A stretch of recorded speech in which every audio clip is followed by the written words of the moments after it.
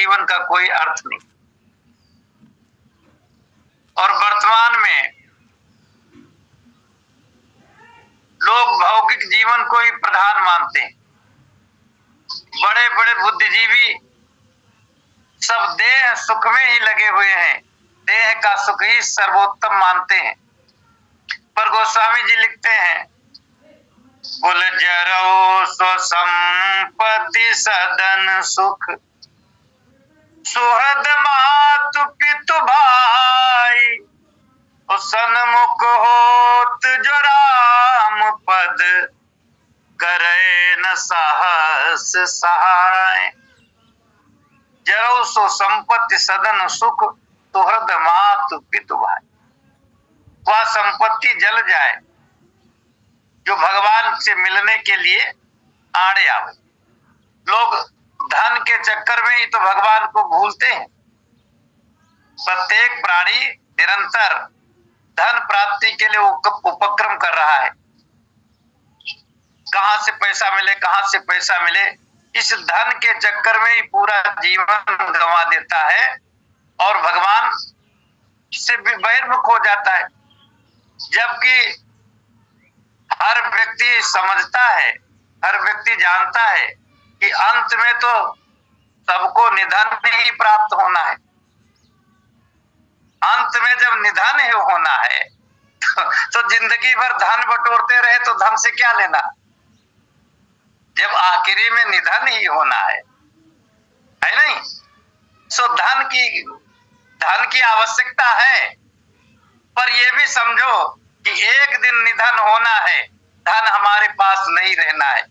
इसीलिए कहते हैं उस संपत्ति में आग लगे जो राम से दूर ले जाए। जरो सो संपत्ति सदन सुख, वो घर जल जाए, घर में आग लगे, उस सुख में आग लगे। सुहृद मातु पितु भाई, माता पिता भाई में आग लगे, जो राम जी के सन्मुख होते हुए सहायता न करे। भगवान के चरणों में कोई जा रहा हो और आप केवल प्रशंसा कर दीजिए कि आप बड़ा अच्छा काम कर रहे हो, आप कथा सुनने जा रहे हो, आप बड़े भूरिभागी हो, आप तीर्थाटन करने जा रहे हो, आपका वो भाग्य है, ऐसे कह करके प्रशंसा कर दे तो वो भी महान व्यक्ति होता है। और इसी श्लोक को 185 नंबर के दोहा को श्रीमद गोस्वामी तुलसीदास जी महाराज ने श्रीमद भागवत के 5वें स्कंद के 18वें अध्याय के 18वें श्लोक का ट्रांसलेट है।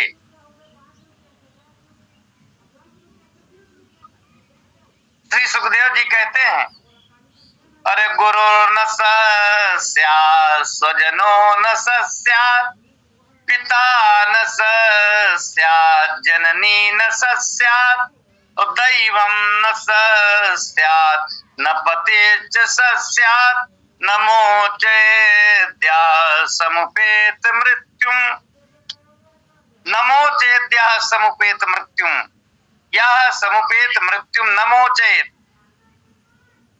जो जन्म मरण के बंधन से छुटकारा न दिलावे तो गुरु न सस्यात्, वह गुरु नहीं।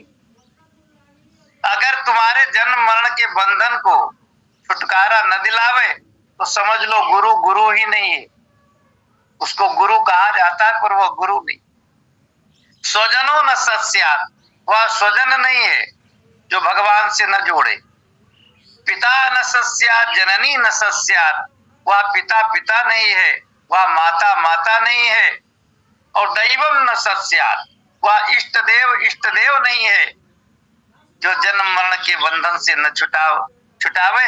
हम जीवन भर राम करते रहे और अंत काल में राम जी हमको अगर भवबंधन से मुक्त न करे तो समझ लो राम जी भी हमारे नहीं।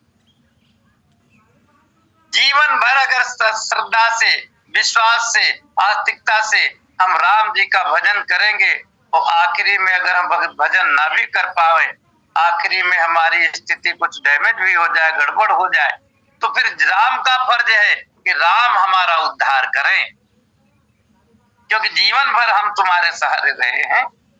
इसीलिए आखिरी में सहारा गड़बड़ भी हो रहा तो आप सहारा दो।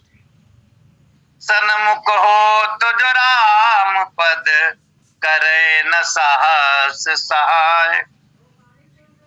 घर घर बाजा जहीं वाहन नाना हर्ष हृदय पर भात पयाना। देखो अयोध्या में बाजे बजते हैं, राम जी का राज्याभिषेक होता है तब भी बाजे बजते हैं। दीख मंथरा नगर बनावा मंजुल मंगल बाज बधावा। बधावा किसके लिए बज रहे हैं? राम राज्याभिषेक के लिए। राम जी राजगद्दी संभालेंगे इसके लिए बधावा बज रहे। राम जी जंगल जा रहे हैं,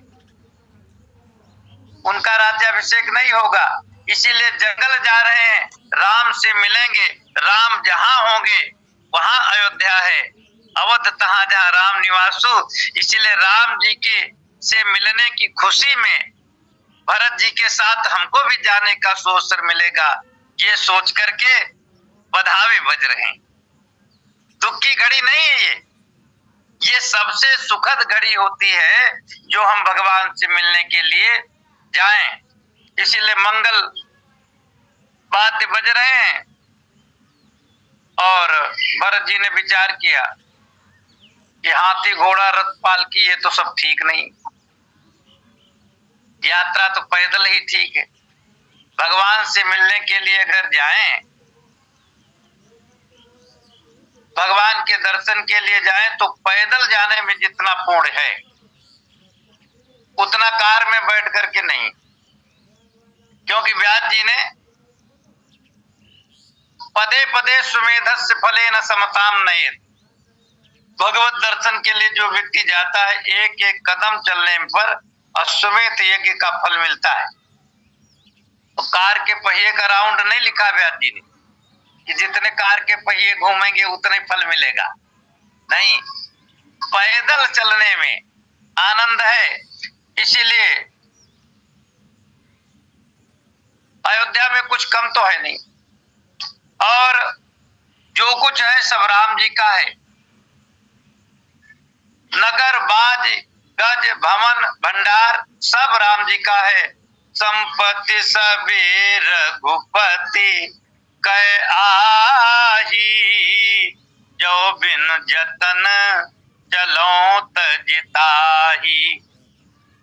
संपत्ति सब राम जी की है, और राम जी की संपत्ति को राम जी की मान करके उसका उचित प्रबंध कर देने पर ही जीवन की सार्थकता है, अन्यथा नहीं। और राम जी की संपत्ति को राम में लगा करके, राम के भक्तों में लगा करके कि चले तो भी शोभा है। तो प्रणाम न मोर भलाई, तो प्रणाम न मोर भलाई, क्योंकि भगवान की संपत्ति को भगवान की माननी चाहिए। देव द्रव्य प्रमादेन यो नासयति मानव, सशोकर मुखम याति यावदाभूत संप्लम। देव द्रव्य प्रमादेन यो नासयति मानव, यो मानव देव द्रव्य प्रमादेन नासयति। जो मनुष्य देवता के धन को प्रमाद में नष्ट करता है वह सूकर मुख नरक में जाता है। और कब तक रहता है? बोले यावदा भूत संप्लवम, जब तक सृष्टि का विनाश नहीं होता, महाप्रलय पर्यंत वह नरक में रहता है। इसीलिए और ये श्लोक जो है बड़े बड़े संत महंतों को, मठों के अधीश्वरों को बताया गया है कि आप महंत हो, इसका मतलब ये नहीं पूरी प्रॉपर्टी आपकी है, प्रॉपर्टी ठाकुर जी की है। तुम्हारा केवल उतना है जितने से तुम्हारा पेट भर जाए, जितने से वस्त्र और जितने से दैनिकोपयोगिनी वस्तुएं तुमको मिल जाए, उतनी ही संपत्ति में तुम्हारा अधिकार है। यावत् ब्रेत जठरम तावत् स्वत्वम हि देहिनाम, अधिकम यो विमन्येत सत्येनो दंडमर्हति। यावत भ्रियेत जठरम, जितने से अपना पेट भर जाए। प्राणी का उतने धन पर ही अपना अधिकार है। अच्छा, उससे ज्यादा ले भी नहीं सकता। केवल दिमाग में हो जाएगा कि हमारा इतना बड़ा घर है, इतनी बड़ी हमारी संपत्ति है, पर तुमको जितना पेट में रख सकोगे उतना ही तुम्हारा अधिकार है। अधिकम यो भी मन्येत, शास्त्र कहता जो इससे अधिक अपना मानता है, सस्तेनो, वह स्टेन है, चोर है, वो दंड मरहति, उसको दंड का पात्र बनना पड़ेगा। करे स्वामी हित सेवक सोई, दूषण कोटि देई किन कोई। करे स्वामी हित सेवक सोई, जो स्वामी का भला चाहे वही सेवक होता है। जो अपना भला चाहे वो सेवक नहीं होता। सेवक का अर्थ ही है सेवक सो जो करे सेवकाई, जो सेवा करे वही सेवक है। इसलिए चाहे सेवक में कोई कितने ही दोष क्यों न लगावे, पर सेवक का धर्म है सेवा करना। और अस विचारी सोचे सेवक बोले, जे सपन्यों निज धर्म न डोले। ऐसा विचार करके सुच सेवक बोले।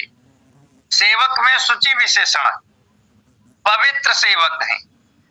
जो मन में है वही वचन में है, जो वचन में है वही क्रिया में। ये पवित्र सेवक का लक्षण है, ये संत सेवक का लक्षण है। मनस्सेकम वचस्सेकम कर्मस्सेकम महात्मा नाम। जो महापुरुष हैं वो उनके मन में जो आता है वही मन में जो होता वही वाणी में होता, और जो वाणी में होता वही क्रिया में होता है। बोले जागृत अवस्था की बात नहीं, स्वप्न में भी जो अपने धर्म से न डिगे। अच्छा, जागृत में तो अपना बस है, पर स्वप्न में तो बस नहीं है। स्वप्न में किसी की अवज्ञा हो जाए, कोई प्रतिकार हो जाए तो अपना बस नहीं। पर धन्य है ये श्री राम जी के सेवक हैं। राम जी का सेवक कहलाने का वही अधिकारी है जो स्वप्न में भी कर्तव्यच्युत न हो। तो स्वामी जी संकेत कर रहे हैं, ये सपने हो निज धर्म न डोले। स्वप्न में भी अपने धर्म से च्युत न हो, वह सच्चा सेवक है, वही राम जी का सेवक है। कही असब धर्म मरमो बल बाका, जो जेहि लायक सोते ही राखा।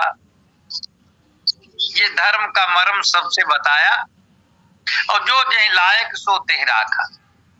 जो व्यक्ति जिस कार्य के लायक था उसको उस कार्य पर नियुक्त कर दिया। और करी सब जतन राखे रखवारे, राम मातु पई भरत सिधारी। बड़े यत्न पूर्वक सभी रक्षकों को अपने अपने कार्य में नियुक्त करके श्री भरतलाल जी श्री राम जी की माता के पास पहुंचे। भगवती कौशल्या का श्री भरत जी पर अगाध स्नेह। भगवती कौशल्या भरत जी को राम जी से भी ज्यादा आदर करते। ये तो अयोध्या में विघटन हुआ तब से बिगड़ गया मामला, अन्यथा हर माता दूसरी माता के पुत्र को अपने पुत्र से ज्यादा आदर देती थी। कौशल्या जी भरत जी को अपने बेटे से ज्यादा मानती। और भरत की माता, क्या सुंदर विचार हैं भगवती कैकेयी के। जो विधि जन्म देई करि छोहु, ओ राम सिय पूत पुतोहु। प्राण ते अधिक राम प्रिय मोरे, तिनके तिलक क्षोभ कस तोरे। इतनी सुंदर थी कैकेयी।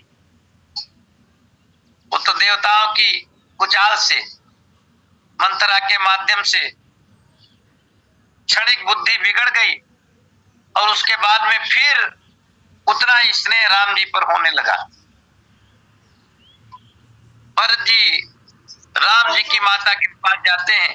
राम मात पै भरत सिधारे, आरत जननी जानी सब, भरत स्नेह सुजान, कहो बनावन पाल की, सजन सुखासन जान। आरत जननी जान सब, भरत जी परम सुजान। भरत जी ने देखा सभी माताएं अत्यंत दुखी, और दुख में मनुष्य का शरीर दुर्बल हो जाता।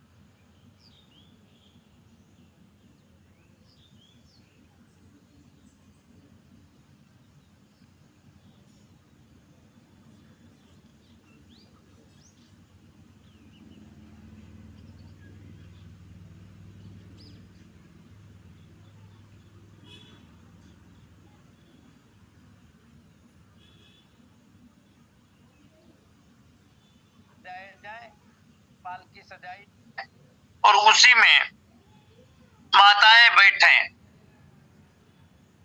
तो बेगी चलो सोनी सचिव जुहारे, तुरग तुरत तुरग रथ नाग सवारी।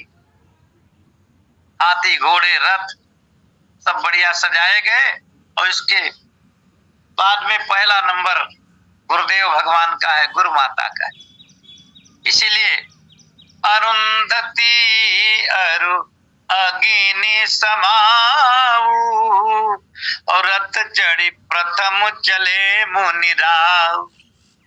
सबसे पहले श्री वशिष्ठ जी भगवती अरुंधति के साथ रथ पर सवार हुए, और उसके बाद में उनके जो जूनियर हैं ब्राह्मण लोग, उनको बैठाला गया।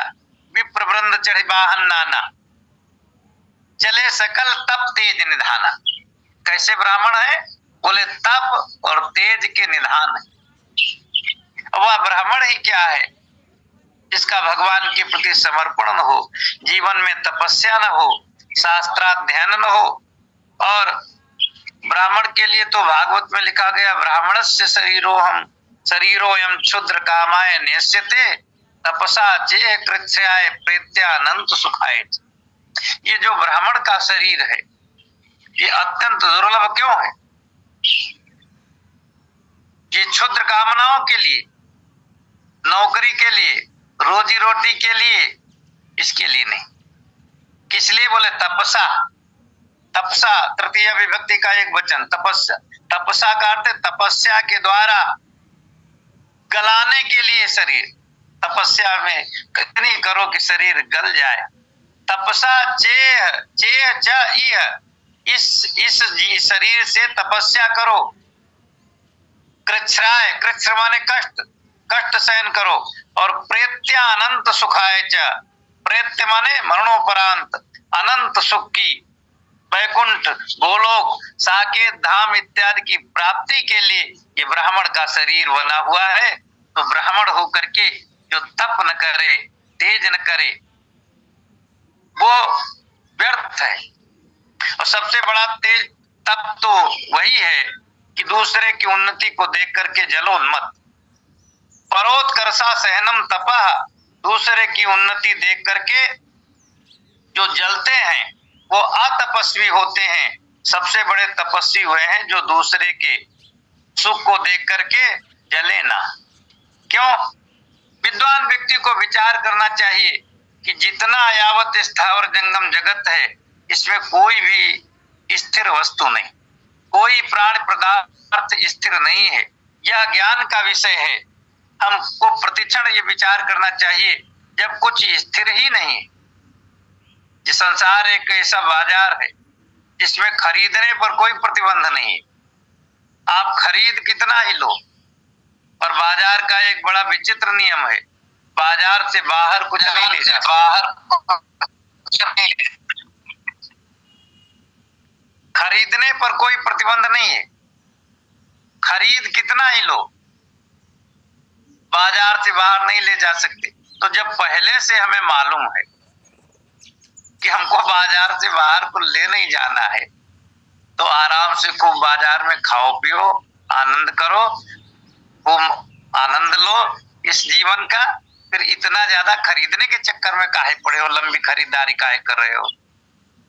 जितने ज्यादा खरीदारी करोगे वो आखिरी में नियम के अनुसार जब सब रखवाया जाएगा तुम्हारा कि भैया वो तो पहले बोर्ड नहीं पड़ा था, बाहर नहीं ले जा सकते, तो तब सिर पर हाथ रख करके रोगे, हे भगवान, जानबूझ करके हमने देखा कि हमसे पहले तमाम लोगों ने बहुत कुछ खरीदा और ले नहीं जा सके और हमारा भी रखवाया जा रहा है, तो यहाँ खरीदने पर कोई प्रतिबंध नहीं है, ले जाने पर प्रतिबंध है। तो इसीलिए तपस्या करना ही जिनका धर्म है वो सच्चे ब्राह्मण हैं। चले सकल तप तेज निधाना, नगर लोग सब सजी सजनाना, चित्रकूट का कीन बयाना। नाना प्रकार से सब लोग सज धज करके चित्रकूट की ओर प्रस्थान कर रहे हैं। ये चित्रकूट है, चित्र माने विचित्र, कूट माने पर्वत। यह विचित्र पर्वत है, हिमालय पर्वत के आसपास देवताओं की पुरिया है, इसलिए उत्तराखंड को देवभूमि कहा जाता है। पर यह चित्रकूट देवभूमि नहीं है, ये तो भगवत भूमि है। इस पर्वत ने भगवान को भी शरण दिया, इसीलिए ये चित्रकूट है, सबसे विचित्र पर्वत है ये। और गोस्वामी जी ने विनय पत्रिका आदि में बड़े सुंदर सुंदर पद लिखे हैं, अब चित चेत चित्रकूट है चलो। तो सभी रानियां जो हैं, माताएं, पालकियों पर चढ़ करके चल देती हैं और नगर को सारे सेवकों को सौंप दिया। अब इधर चल देते हैं, राम दरस बस सब नर नारी, और जन करनी चले तक की बारी। भगवान श्री राम के दर्शन के लिए सभी नर नारी चल देते हैं, जनो करनी चले तक की बारी। मानो हाथी हथनिया बढ़िया सुंदर सुरम्य तालाब की ओर जल को लक्ष्य करके चल दिए हों। भरत जी ने मन में विचार किया कि हम तो पैदल ही चलेंगे। क्यों? बंसिया राम समूज मन माही, और सानुज भरत पया दे ही जाए। मेरे सरकार श्री राम जी तो वन में बिना जूता चप्पल चल रहे हैं और हम रथ पर चलेंगे तो बहुत अनुचित होगा, इसलिए सानुज भरत पयादे ही जाए। दोनों भाई पैदल चल देते हैं। अब भरत जी को जब देखा कि पैदल चलने लगे, और तो सब लोग भरत के अनुयायी हैं, और सब लोगों ने सोचा कि भरत जी जब पैदल चलेंगे और हम रथ पर चलेंगे ये तो अनुचित होगा।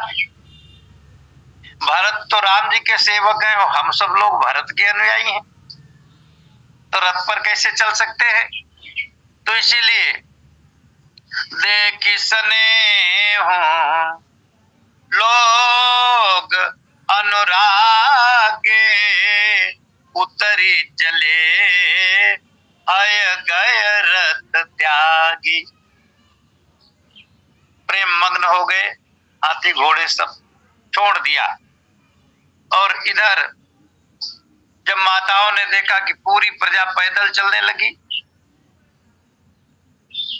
तो माताओं ने अपनी अपनी पालकियां लेकर के भरत जी के पास प्रस्थान किया। जाई समीप राखी निज डोली, राम मात मृदु बानी बोली। भगवती कौशल्या ने अपनी पालकी भरत जी के पास ले जाकर के भरत जी से कहा, अरे भरत, तुम पैदल मत चलो। भरत जी ने कहा, क्यों माँ? हमारा तो मन ही नहीं कह रहा किसी वाहन पर चले। माता कौशल्या ने कहा, मैं तुम्हारी बलैया लेती हूँ, बलिहारी जाती हूँ, तात चढ़ो रथ बलि महतारी, कोई है प्रिय परिवार सुखारी। बेटा, आप रथ पर बैठ करके चलो।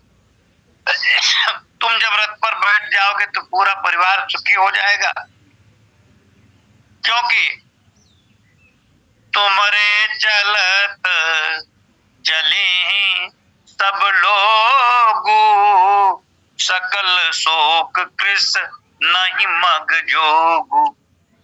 आप जब पैदल चलोगे तो सब पैदल चलेंगे, और सकल शोक कृष, सब लोग भगवान श्री राम के शोक में दुबले हो गए हैं, नहीं मग जोगु, रास्ता चलने के योग्य नहीं है, इसीलिए आप रथ पर सवार हो जाओ। सो माता जी के वचनों को सिरोधार्य करके रथ चढ़े चलत भये दो भाई। भरत शत्रुघ्न दोनों भाई रथ पर सवार हो गए। पहला निवास स्थान तमसा नदी के किनारे हुआ, और दूसरा निवास माता गोमती के किनारे किया। प्रथम तमसा प्रथम दिवस करिबासु, और दूसर गोमती तीर निवास। ये तमसा नदी बहुत पुरानी, और गोमती तो आदि गंगा है ही। दोनों पवित्र नदियों के किनारे एक एक दिन विश्राम किया, और साधना का क्रम देखिए। बोले, पय आहार फल असन निशि भोजन यक लोग, करत राम हित नेम व्रत, परिहरि भूषण भोग। पय आहार फल असन यक। एक भक्त तो ऐसे हैं जो दूध पी करके ही यात्रा निर्वाह करते, और जब कुछ लोग ऐसे हैं जिनका दूध से गुजारा नहीं होता तो उनसे कहा जाता कि तो आप फल भी ले लो। और कुछ जैसे बालक हैं और वृद्ध हैं तो उनसे कहा जाता आप भोजन भी कर लो, क्योंकि किसी भी व्रत में आप देखो, एकादशी का व्रत करना जरूरी है प्रत्येक व्यक्ति के लिए। तो लिखा है, बाल वृद्धा तुरैर बिना, बालक वृद्ध और आतुर लोग। कोई व्यक्ति रोगी है और एकादशी आवे तो एकादशी का वो क्या करे? एकादशी के प्रति तो श्रद्धा है, पर डॉक्टर ने उसको तमाम दवाएं बताई हैं, थोड़ी देर भोजन नहीं करेगा तो उसको बेचैनी हो जाएगी। तो ऐसे रोगी के लिए, आतुर के लिए, वृद्ध के लिए वो मना है। तो ऐसे रोगी, आतुर, वृद्ध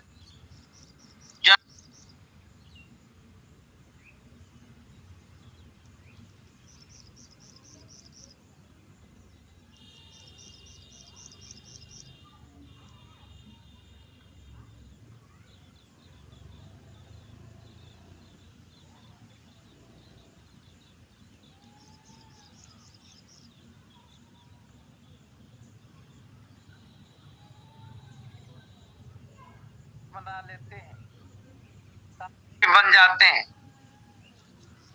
पर उद्देश्य से राम ही नहीं होते, बाकी सब कुछ होता है।